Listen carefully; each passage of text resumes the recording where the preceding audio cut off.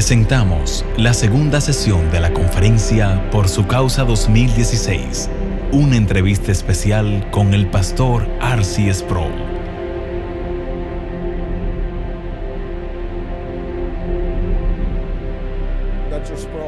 Dr. Sproul, sin lugar a dudas, usted ha sido una de las personas que más ha influenciado mi vida, especialmente en las áreas relacionadas a la santidad de Dios y el entendimiento de la doctrina de la predestinación. Vi su serie acerca de la santidad de Dios durante un fin de semana hace unos 25 años atrás y comencé un viernes en la noche y para el lunes en la mañana yo era una persona diferente. No nací de nuevo ese fin de semana, eso había ocurrido años antes. Sin embargo, quedé marcado cuando entendí esa santidad y cómo debo vivir mi vida cuando se trata de la santidad de Dios. Sé que todo eso ha sido una fuerza motora en su ministerio y en su vida, y me gustaría preguntarle por qué piensa usted que ese es un tema tan importante en la vida de la iglesia hoy, algo que no escuchamos con frecuencia. Miguel, hace varios años atrás alguien me preguntó cuando comenzamos inicialmente nuestro ministerio Ligonier, ¿de qué conoces tú algo que el mundo secular no conoce? Y pensé por un segundo y respondí al decir, creo que la respuesta a esa pregunta es, ¿quién es Dios? Sé que toda persona en el mundo conoce que Dios es porque Él se ha revelado a sí mismo a toda persona, pero realmente no sabemos quién es Él, no conocemos su persona, no conocemos su naturaleza, no entendemos su majestad trascendente. Y después el hombre procedió a decir, bueno, ¿qué es lo más importante de lo que tú conoces que la iglesia no conoce? Y le dije, eso es fácil, ¿quién es Dios? Y mencionaste que fuiste despertado mediante ese estudio de la santidad de Dios a una dimensión diferente de entendimiento, pero que ya había sido regenerado por el poder del Espíritu Santo. Y cuando miro atrás a mi propia experiencia, es parecida a esa. Es casi, pero no idéntica a una segunda conversión para mí. El descubrir la persona y naturaleza de Dios Padre. Y en cierta manera sucedió en un sentido gradual mientras que estaba estudiando teología en la universidad y en la filosofía, estudiando el pensamiento de los grandes titanes de la fe cristiana, hombres como Agustín, Anselmo, Lutero, Calvino, Edwards y otros de esa categoría. Me di cuenta de que aunque estos grandes teólogos diferían en pequeños puntos aquí y ahí, todos estaban en unísono en un sentido abrumador de entender quién es Dios Padre. Es absolutamente, recuerda, es Dios Padre quien envió a su Hijo a reconciliarnos consigo mismo y somos llamados cristianos, no paterianos o espiritusantianos, sino más bien cristianos debido al ministerio que Jesús hizo a cabo a favor nuestro. Ahora, ¿por qué piensa usted que la iglesia ha relegado la santidad de Dios a un segundo plano actualmente? Bueno, ha sido un proceso largo de colocar o empujar la persona de Dios al trasfondo, porque después de todo, el aspecto más aterrador de la teología cristiana es nuestro entendimiento de quién es Dios.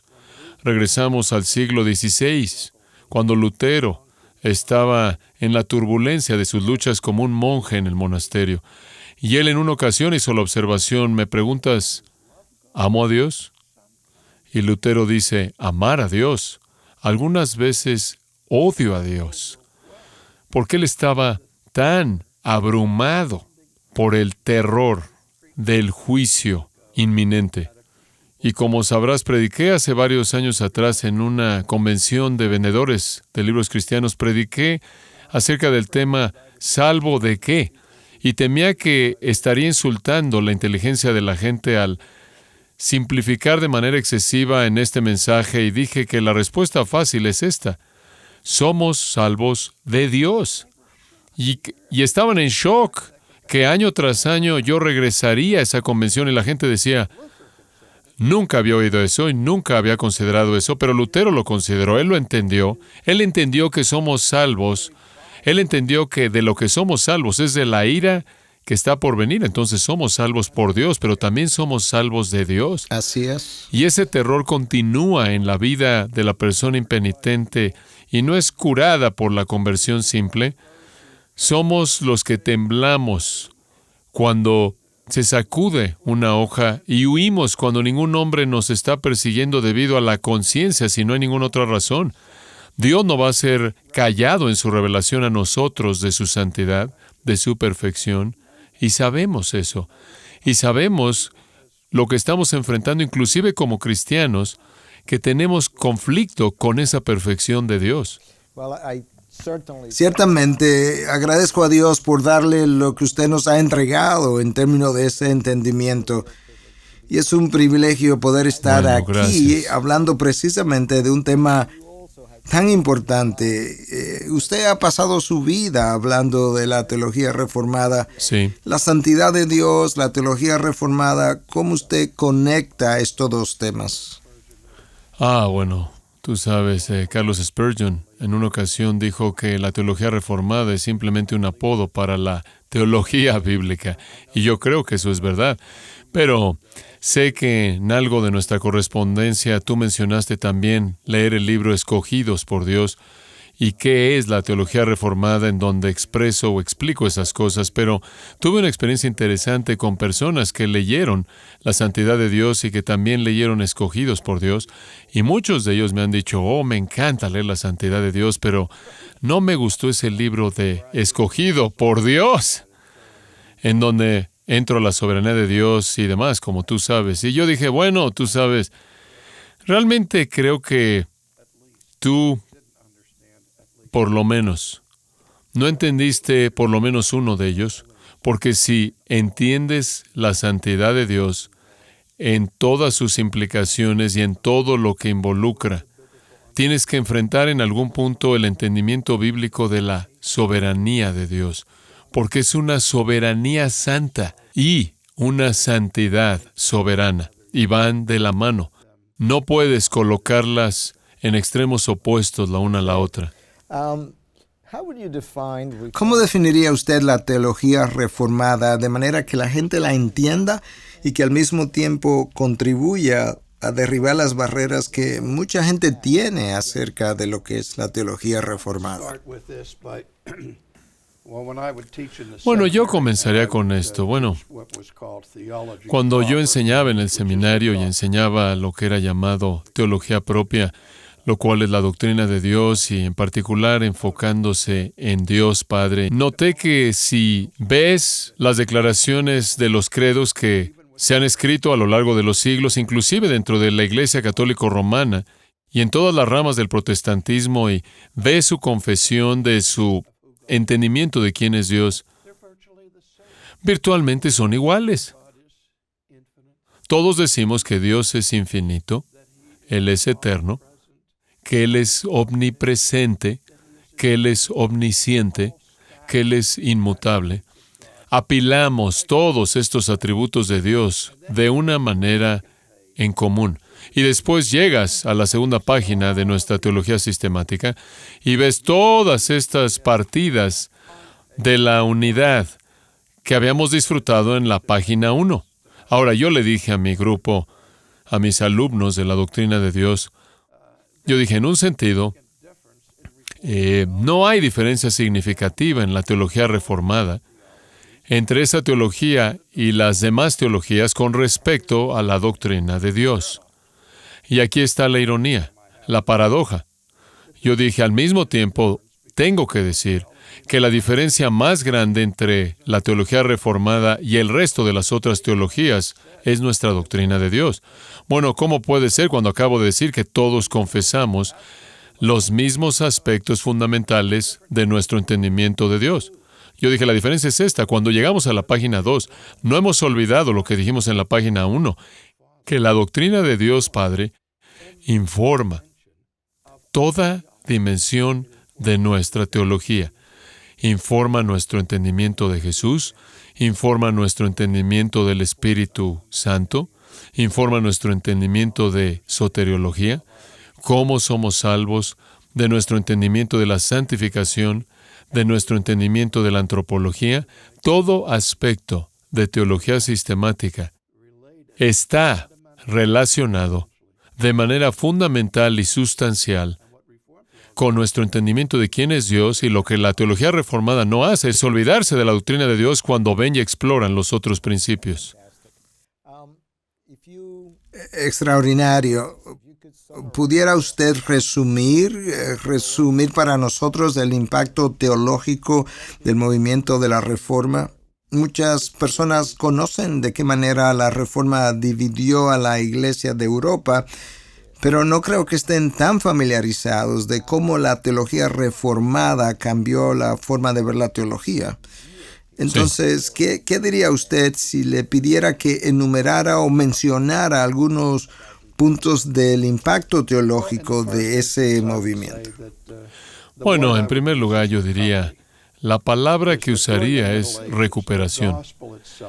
Es que durante la Edad Media el Evangelio mismo había caído en la oscuridad y no fue entendido por la Iglesia de manera general.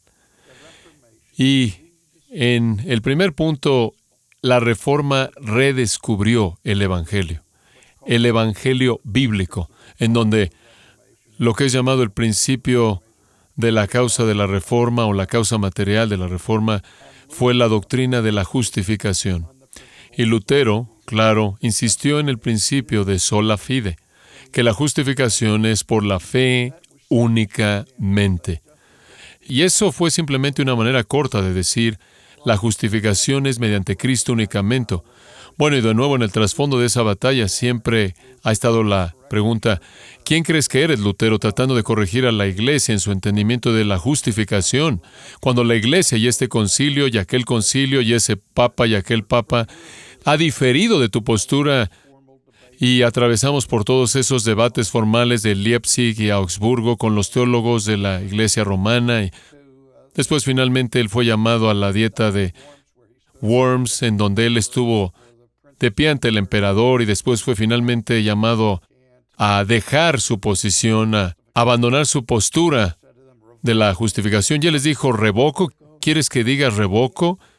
¿Que me retiro? Él dice, a menos de que esté convencido mediante las Sagradas Escrituras o mediante la razón evidente, no puedo renunciar porque mi conciencia está cautivada por la palabra de Dios, y actuar contra esa conciencia ni es correcto ni seguro. Y en ese momento él dijo, aquí estoy, Dios me ayude, no puedo hacer otra cosa. Y en ese momento Lutero añadió al principio de sola fide, justificación por la fe únicamente, el principio de sola scriptura, que la fuente definitiva, la autoridad definitiva para edificar toda nuestra teología no es la tradición humana ni la enseñanza de la Iglesia, por muy importante que puedan ser esas enseñanzas, son las Escrituras, la Biblia, la palabra de Dios que habla con autoridad. Entonces, esos dos principios de la justificación y sola Escritura fueron entonces añadidos con sola gratia, por gracia únicamente, y soli Deo gloria, mediante la gloria de Dios únicamente, y solo Cristos, mediante Cristo únicamente. Y hablamos de las doctrinas de la gracia y las 5 solas de la Reforma Protestante, las cuales son simplemente un resumen de esas afirmaciones centrales. Sabe, Latinoamérica nunca tuvo un movimiento de reforma. Nunca llegó a nuestras orillas o a nuestras playas. 500 años después, ahora vemos el principio de un despertar hacia la teología reformada, lo cual realmente nos llena de entusiasmo y nos llena de gozo también a muchos de nosotros. Ahora, se supone que Latinoamérica es más evangélica que hace 30 años atrás. Aún así, la sociedad no está cambiando mucho en realidad, pero sabemos que la reforma impactó la sociedad también. Impactó el campo académico, impactó el proceso político. ¿Podría hablarnos un poco sobre eso? Porque pienso otra vez que la gente está más familiarizada con el impacto teológico del movimiento de la Reforma pero toda esa cosmovisión que surgió de este movimiento es más desconocido para mucha gente. Bueno, tú sabes, hacemos una distinción en la teología entre avivamiento y reforma. Avivamiento es la infusión de vida nueva en la iglesia, en donde el Espíritu lleva a cabo su obra entre nosotros, aviva las almas de las personas, nos lleva a la fe salvadora y vemos avivamientos ocurriendo aquí, ahí y en todos lados alrededor del mundo. Pero avivamiento es la raíz de la reforma. Pero puedes tener un avivamiento sin una reforma. No puedes tener una reforma sin un avivamiento, pero puedes tener un avivamiento sin una reforma. Todo lo que reforma significa es una reforma, una reestructuración, no solo de la iglesia, sino del mundo entero, la sociedad entera, que cuando entendemos las verdades centrales y enseñanzas de la teología reformada, la soberanía de Dios sobre toda dimensión de la vida, tiene que tener un impacto en nuestras estructuras, en nuestra sociedad, de nuestras posturas políticas, nuestras perspectivas económicas, nuestras perspectivas matemáticas. Todo viene bajo la soberanía de Dios y su superintendencia, y tenemos que estar alerta a cómo esas estructuras cambian, y eso ciertamente sucedió en el siglo XVI en Europa. Hubieron otros factores que estaban en juego, ciertos movimientos nacionalistas, y dentro de las estructuras establecidas de cambio de monarquías y democracias y ese tipo de situación que estaban chocando en ese entonces. Pero tarde o temprano los principios de la soberanía de Dios impactaron la sociedad y esas estructuras cambiaron. Uno de los énfasis que usted ha hecho durante los años es la formación de los laicos. Y creo que es un aspecto vital e importante, porque si pensamos transformar la sociedad, la persona laica tiene que ser transformada, debe cambiar su cosmovisión para que lo que hagan a diario sea visto bajo la sombrilla de la teología bíblica. Así que gracias de nuevo por eso, por su trabajo en esa dirección. Bueno, permítame hacer un comentario de eso, Por si me favor. permites. Al principio, como tú sabes, yo estaba preparándome para una carrera académica y estaba involucrado en enseñar en el seminario y yo lo disfruté y demás, pero aprendí al principio de mis estudios de la historia que durante la reforma del siglo XVI, los reformadores magistrales como Lutero, Calvino, incluyendo otros, Juan Knox y otros, no solo fueron académicos de primer nivel, eruditos de primer nivel, sino que ellos entendieron que para que el mundo fuera cambiado, tenías que llevar tu caso al pueblo. Y eran comunicadores maestros con respecto a simplificar el mensaje de las Escrituras sin distorsionarlo. Eso no es algo fácil.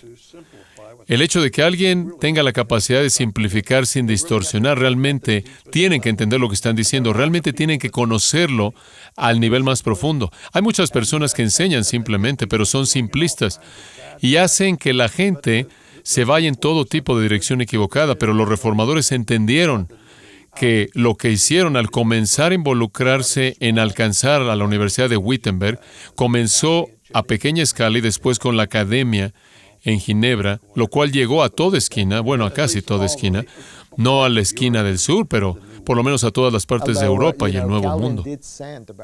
Sabía que Calvino envió unas 14 o 15 personas a Brasil en ese entonces, pero desafortunadamente ellos regresaron y ese fue el fin de todo, Sí, debido correcto. a la Inquisición Sí, y a la influencia sí. que España tenía en todas partes, incluso en Portugal. ¿Cree que el movimiento de la Reforma también tuvo un impacto en la manera como miramos la unidad familiar? ¿Podría decir que la forma como miramos la responsabilidad de la cabeza de la casa y de las esposas Bueno, la unidad fundamental de cualquier sociedad es la familia. Y si estás teniendo un avivamiento a la enseñanza de las Escrituras, ¿Cómo puedes perderte las implicaciones de la familia, del matrimonio, la santidad del matrimonio, la importancia de los hijos, la importancia de establecer a tus hijos en la disciplina y amonestación del Señor? Sí, de hecho, uno de los elementos más conmovedores de la vida de Lutero fue la muerte de su hija y cómo él enfrentó eso con su familia. Y también Calvino hizo un énfasis fuerte en la instrucción mediante catecismo de asegurarse de que nuestros hijos realmente están entendiendo su parte, no solo de la familia de la naturaleza, sino de la familia de Dios, que son una parte integral de esa relación. Hago la pregunta en vista de la crisis que estamos teniendo actualmente en términos de la unidad familiar y el concepto del matrimonio. Por eso quería tener su opinión en esta entrevista acerca de la importancia de esa unidad como la base de la sociedad. ¿Qué cree usted que la iglesia actual, la iglesia protestante, ha perdido de ese movimiento de la Reforma? En muchos sentidos, la iglesia, la pérdida ha sido los elementos mismos viscerales de la fe que lo tenemos, las doctrinas de la Reforma, y tratamos de reemplazarlos con algo que es más atractivo, más que entretiene más. Lutero dijo en su último sermón que Lutero predicó antes de que murió en 1546, él dijo, Dios debe ser el peor maestro que jamás estuvo disponible en el universo porque todo mundo quiere mejorar las enseñanzas de Él. Que queremos mejorar el Evangelio, queremos mejorar los métodos. Simplemente no creemos que el poder está en el Evangelio, en donde Dios colocó el poder. Y entonces queremos tratar de sustituir algún otro programa o método y de esta manera hacer que la iglesia llegue a vivir. La iglesia está en problemas serios porque la iglesia en nuestra nación y en Europa y alrededor del mundo, tratado de encontrar un evangelio que sustituya, y lo que Lutero dijo en toda época, la amenaza de perder el evangelio persiste. Y esa es la razón por la que en toda época el evangelio tiene que ser predicado con precisión y con valentía en toda generación. ¿Tiene algunas recomendaciones para la iglesia en Latinoamérica en el inicio de este despertar de la teología reformada? Si usted mira la historia de la iglesia, y usted la conoce mejor que muchos de nosotros, y cuando mira lo que pasó en la historia de la iglesia en los Estados Unidos, y ahora mira a Latinoamérica, que está en sus inicios, ¿qué le diría usted a los jóvenes, a los pastores jóvenes hoy? Cuídate de qué, presta atención a qué. Bueno, observa esto, que el mundo incrédulo siempre ha estado centrado en la naturaleza de Dios y la naturaleza de su palabra. Los puntos de ataque siempre han sido, en todo momento y en toda cultura, en contra de la existencia misma de Dios y en contra de la fidelidad y la verdad y eficacia de su palabra revelada. Y entonces, eso no ha cambiado. Y yo le diría a cualquier pastor, métete en la palabra, quédate en la palabra, predica la palabra, a tiempo y fuera de tiempo, y no te permitas ser redirigido fuera de la palabra. Ahí es en donde Dios ha colocado su poder. Así es como Él va a edificar su iglesia. Y entonces yo diría de nuevo, tu predicación, tu enseñanza, tu ministerio tiene que estar centrado en las Sagradas Escrituras. Una pregunta más de la historia de la iglesia y básicamente de la historia norteamericana. ¿Piensa usted, para comenzar, que los Estados Unidos fue una nación cristiana o una nación básicamente influenciada por los valores cristianos? ¿Y cómo llegamos donde estamos hoy en los Estados Unidos? ¿Y cómo fue esa transición? ¿Cómo ocurrió eso? Bueno, la primera parte de tu pregunta, en cuanto a que si hubo un tiempo en el que fuimos una nación cristiana? Yo diría sí. Y el día en el que los peregrinos llegaron a Plymouth Rock en 1620 con su barco Mayflower, tenían un entendimiento de que su nación debía estar bajo Dios y bajo los principios del cristianismo. Y los puritanos trajeron ese mismo mensaje cuando estuvieron involucrados al fundar las varias ciudades y al hacer cuando Boston, por ejemplo, la ciudad colocada sobre un monte. Pero eso fue en los primeros días de Estados Unidos colonial. Si tú lees la historia de Edwards, de la historia redentora, que fue escrita a mediados del siglo XVIII, alrededor del 1750, 25 años antes de la Guerra de la Revolución, Edwards estaba rastreando cómo en ese periodo de 130 años entre Plymouth Rock, o inclusive antes de eso en Jamestown, 1670, y 1750, cómo había habido una partida, un alejamiento radical del cristianismo bíblico en la sociedad, en la nación, e inclusive en la iglesia, en donde la iglesia ya se había alejado y se había acercado a la secularización. Recuerda que el siglo XVIII nos dio el Aufklärung, el alumbramiento, en donde la idea de principio es que la hipótesis de Dios ya no es necesaria para explicar el origen de la vida o el origen del universo. Y con ese despertar, el cual fue más bien un oscurecimiento, no un alumbramiento, esa influencia cruzó los mares, fue de Alemania, Inglaterra, Francia, y después ese escepticismo migró al Nuevo Mundo. Y hubo mucha influencia en nosotros, aunque algunos trataron de salvar algún tipo de experiencia religiosa, al crear lo que fue la mezcla más popular de la época, que fue el deísmo. Y eso floreció en el siglo XVIII.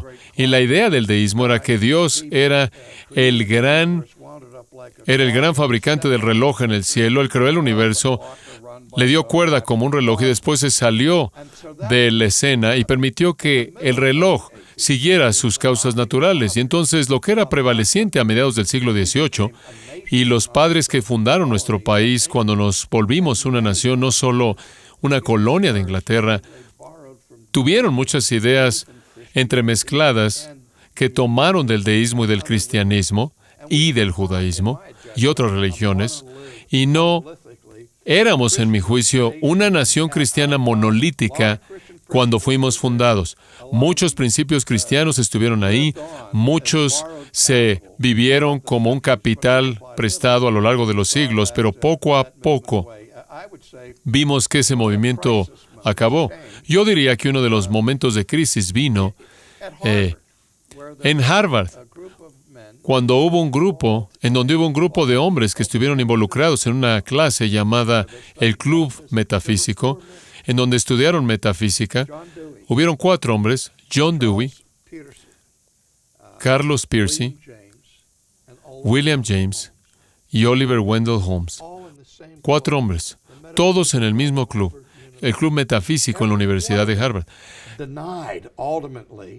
Cada uno de ellos negaron en últimas la base de la metafísica y nos alejaron en la educación, en la psicología, en la filosofía y en la jurisprudencia de la idea de que somos gobernados por un Dios sobrenatural, cuya influencia alcanza cada uno de estos campos de esfuerzo. Y nunca 4 hombres tampoco han hecho tanto daño a tantos en la historia humana. Los 4 caballos del Apocalipsis, quizás. ¿No hubo gente que se fue de Harvard a Yale precisamente cuando vieron que estos cambios estaban tomando lugar? ¿No leí algo de eso en algún lugar? Al principio Harvard comenzó realmente como una escuela de divinidad y después se alejó rápidamente y entonces comenzaron Yale, en donde Edwards fue a Yale, y después, poco después, Yale se alejó. Después Princeton se convirtió en la nueva Jerusalén, por así decirlo, y floreció por un buen tiempo antes de que se volviera secular. Sí, es cierto. En los últimos 20 o 30 años hemos visto muchos cambios en la sociedad y en la iglesia. ¿Usted vio esos cambios venir? No, en absoluto. Yo vi la crisis dentro de los evangélicos acerca de la autoridad de las Escrituras que estaba por venir. Eso estaba bien arraigado. Comenzó hace mucho tiempo atrás, en el siglo XIX, inclusive en el siglo XVIII, con el advenimiento del siglo XIX del liberalismo europeo. Abraham Kuyper, cuando comenzó el siglo, dijo: la crítica bíblica se ha vuelto el vandalismo bíblico y la Biblia estaba bajo un ataque intenso. Entonces, no me sorprendió ver ese declive de confianza en la Biblia en la iglesia estadounidense. Pero lo que no esperaba es que hubiera una pérdida tan grande de la doctrina medular de la justificación por la fe únicamente entre los evangélicos. Cuando eso sucedió, me tomó completamente por sorpresa, pero estábamos enfrentándolo en Estados Unidos en la década de los 60. Una revolución mucho más significativa que esa la enfrentamos en el siglo XVIII, buscando nuestra libertad de Gran Bretaña. La revelación fue una revelación no sangrienta, pero la diferencia fue más como la Revolución Francesa, fuera del derramamiento de sangre. La idea aquí es que el siglo XVIII de la Revolución estadounidense fue un intento por preservar nuestro estilo de vida. En la década de los 1960, la Revolución Cultural era para cambiar radicalmente nuestra manera de vivir, para deshacernos de los valores clásicos y tradicionales. Tuviste ahí el movimiento de sexo libre, el movimiento de expresión, de la libre expresión, el movimiento feminista, y todas esas cosas convergieron para llevar a cabo un cambio radical en el clima moral y los valores culturales de nuestro país. Y todavía estamos viviendo a partir de las implicaciones plenas de eso en esta nación.